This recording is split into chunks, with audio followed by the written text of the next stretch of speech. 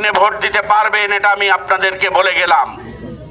12 তারিখে যদি কেউ ভোট দিতে বাধা দেয়, তার শায়েস্তার দায়িত্ব সরকার নিয়েছে, তার শায়েস্তা করার জন্য দায়িত্ব সেনাবাহিনী নিয়েছে, তার শাস্তি দেওয়ার দায়িত্ব বিডিআর নিয়েছে, তার শাস্তি দেওয়ার দায়িত্ব পুলিশ প্রশাসনের বন্ধুরাও নিবে। সুতরাং বিশ্বাস এবার করতেই হবে, এবার যার খুশি আমার ভোট আমি দেব, আপনার ভোটও আপনি দেবেন, এর মাঝখানে আর কেউ বাধা দিতে পারবেন না।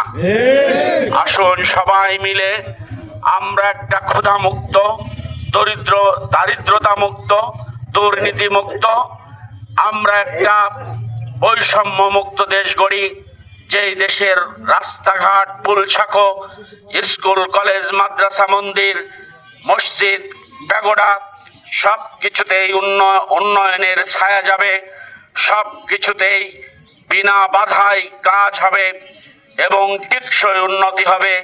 এরকম একটা দেশ আমরা চাই। আমাদের গণতান্ত্রিক অধিকার আমরা ফিরে পাই, ভোটারের অধিকার ফিরে পাই, আমার বাক স্বাধীনতার অধিকার ফিরে পাই, আইনের শাসন ফিরে পাই। এরকম একটা দেশ আমরা বিনির্মাণ করতে চাই। এই চাওয়ার সাথে কি আপনারা সবাই রাজি আছেন? আল্লাহ, আমরা 60 ঊর্ধ্ব বয়সের মানুষদেরকে ফ্রি চিকিৎসা দিতে চাই, যারা সারাটা জীবন দেশের জন্য কাজ করেছে, মাঠে ঘাটে কাজ করেছে, শ্রমিকের কাজ করেছে, অফিস আদালতের কাজ করেছে, তারা দেশ এবং জাতিকে অনেক কিছুই দিয়েছে।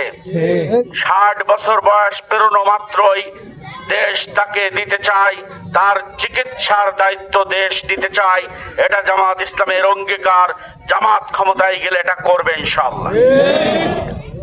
দ্বিতীয় কথা, যারা নবজাতক শিশু, নবজাতক থেকে 5 বছর বয়স পর্যন্ত যেই শিশুদের বয়স, তাদের চিকিৎসার ভারও সরকার নিতে চায়। এটা জামাত ইসলামের অঙ্গীকার। সর্বশেষ, জামাত ইসলামীর এদেশের 18 কোটি মানুষের কাজের হাত হিসেবে গণ্য করতে চাই। 18 কোটি মানুষের হাতে কাজ দিতে চাই। সেই কাজ দেওয়ার জন্য যারা লেখাপড়া শেষ করবে, শেষ করার সাথে সাথে তার যোগ্যতা অনুযায়ী চাকরি হবে। যাদের চাকরি পেতে একটু বিলম্ব হবে, 3 মাসের শর্ট কোর্স তাদের করানো হবে, কাউরের 6 মাসের শর্ট কোর্স করানো হবে, কাউরের 1 বছর শর্ট কোর্স করানো হবে। এই কোর্স করিয়ে তাকে চাকরি পাওয়ার যোগ্য হিসেবে গড়ে তোলা হবে। বাংলাদেশ এটা আপনারা বিশ্বাস রাখতে পারেন। আপনারা যদি মনে করেন সুষ্ঠু একটা দেশ হোক, সুন্দরভাবে ব্যবসা করতে পারি, সুন্দরভাবে কাজ করতে পারি, সুন্দরভাবে চাকরি করতে পারি, তাহলে এবার আপনাদের সিদ্ধান্ত নিতে হবে জামাত ইসলামের দাঁড়িপাল্লায় ভোট দেওয়া দরকার কি দরকার না।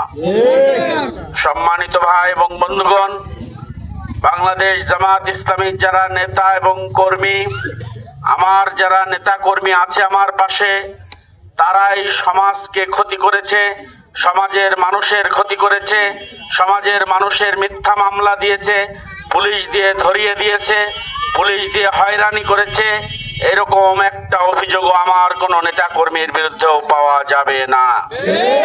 সুতরাং মাঠ পর্যায়ের কর্মী থেকে কেন্দ্রীয় সংগঠন পর্যন্ত প্রত্যেকটা সেক্টরে সততা, দেশপ্রেম, দক্ষতা এবং মানব হৈতৈষীর পরিচয় আমার সংগঠনের নেতা এবং কর্মীরা ইতোমধ্যেই দিতে পেরেছে বলে আমরা বিশ্বাস করি।